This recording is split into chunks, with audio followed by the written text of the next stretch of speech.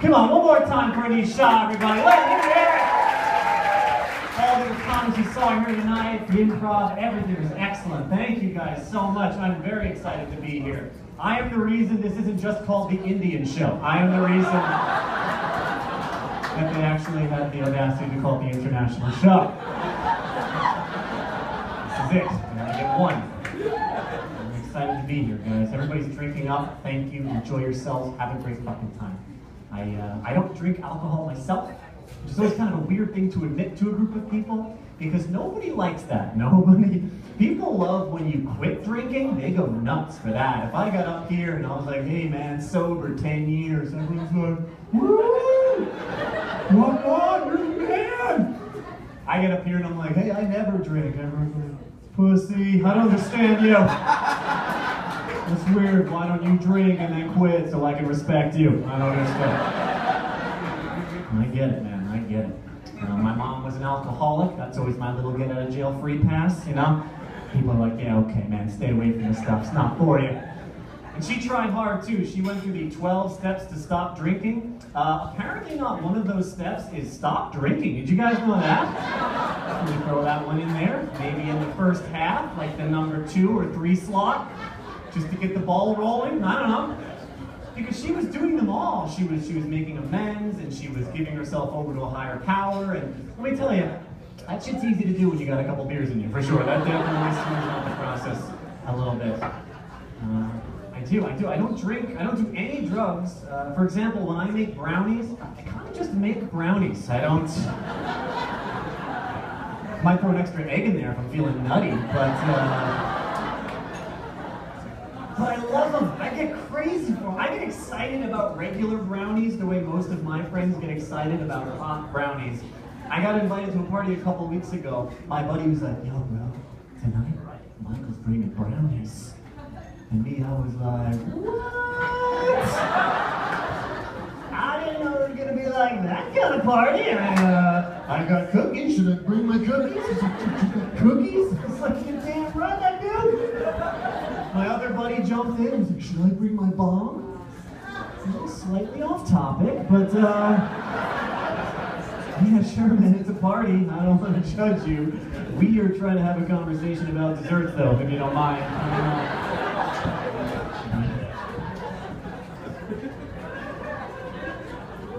It's interesting spending your whole life sober. Mostly, I just remember all of my mistakes vividly. That's the big difference there. People think I screw up less. I'm like, oh, I screw up quite often. I just never uttered the phrase, what happened last night? That's the only difference. Anytime I wake up next to a questionable stranger in my bed, I'm always like, yeah, I remember all that. Every step of the way. Went to some pretty great lengths to make it happen, as I recall. Wish I could blame this on the alcohol, but this one was on me. I've never drunk dialed. But let me tell you guys, sober, lonely dialing, not better. Not better. Arguably worse. You were there the whole time. Things get lonely, man. A friend of mine recently just got broken up with, really sad. And she's coming to me for the emotional support. I don't know how I got the job, because as you can tell, I don't always say the right things. And she's still sobbing. She's like, oh my God, I miss him so much. I'm like, what do you miss about him? She's like, I don't even know. It's just that. It's like little things, like we used to bake together. That was like a thing we did, and he'd always help me out by like getting the mixing bowl above the cabinet. That was like his job, and he was always really good around the apartment. He was really like changing light bulbs and stuff. And like during Christmas time, he'd like get the decorations from the attic and he'd decorate. I don't know. I just need a man. And I was like, it sounds like you need a ladder, to be honest with you. A very common thread in that story, but not even a great ladder either. A step stool and a puppy just might solve like 90% of your main problems. Oh man, I had some heartbreak myself recently too. My computer died. Have you guys ever done that? That is rough. Yes. If if you're doubting me, I promise you, when your relationship starts to fail, you go through the same emotional journey as when your technology starts to fail. Because the first thing you do is you ignore all the warning signs. You put that off forever. You're like, we're good. We're still good. Okay, we don't have internet as much as we used to, but you know, we do other things. That's cool. We're fine. It takes a little bit longer for it to boot up nowadays, like 5-10 minutes, but that happens to all computers after a while. I'm pretty sure we're good. And then one day, everything fucking crashes, and we're stunned. We had no idea. It was like, I don't know what happened. I mean, I knew it had problems, but I didn't think it was just going to leave like that. Your buddies, they're like the computer repair guy, and you're like, can I fix this? And they're like, dude, there's nothing I can do. I mean, I can open it up in safe mode and get some of your shit and get out of there, but that's it. That's all I can do.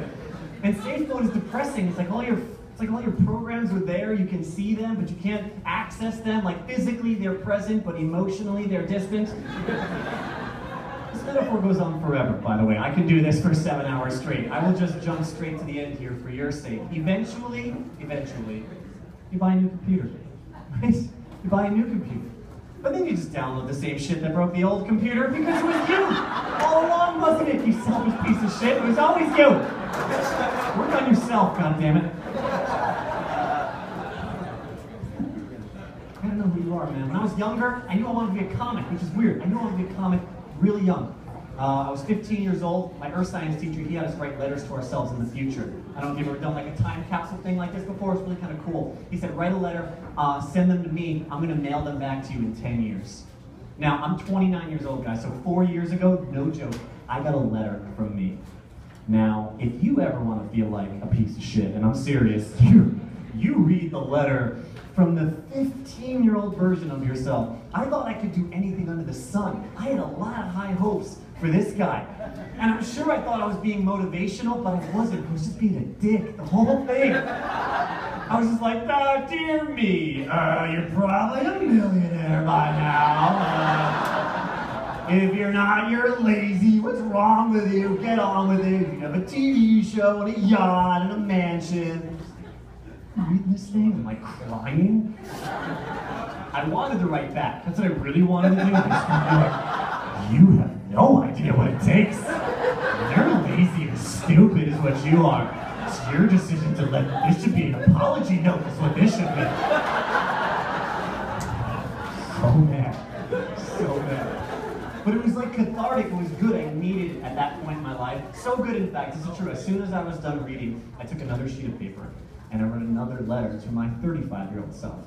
Yeah. I was much nicer, by the way. I was not going to go through that mistake. I think the entire thing, I was like, hey, buddy, you're great, you're good. What is that, a haircut? Just YOLO, man. I put a 20 in there. I'm like, just for whatever. You earned it. Good know you did. Go to Cold Stone, treat yourself. Make it a you day.